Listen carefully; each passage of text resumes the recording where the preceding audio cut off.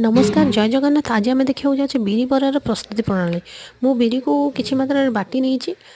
गाढ़ा करें कि किसी अधिका पतला करें से सुजी आ मैदा बिरी कंसिस्टेंसी देखिए मिसेबे स्वाद अनुसार लुण देवे ताको भल भाव में फेंटी ने जो भाव में भितर लम्स रही देखो मोर कंसिस्टेंसी केमती रही मु पानी रे जस्ट हाथ बुड़े से खसब जेहेतु से पानी रे हाथ बुड़े बिरी बरा पकेबा बेले आपण मानक सुविधा हम मु कम तेल रे ही बिरी बरा को छाणुची देखो से लागो ना कि तेल भी धरब ना जेहेतु आम मैदाटी को ऐड कर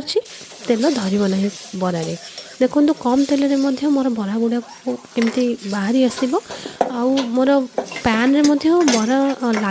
लाखु ना आराम से बाहरी जीव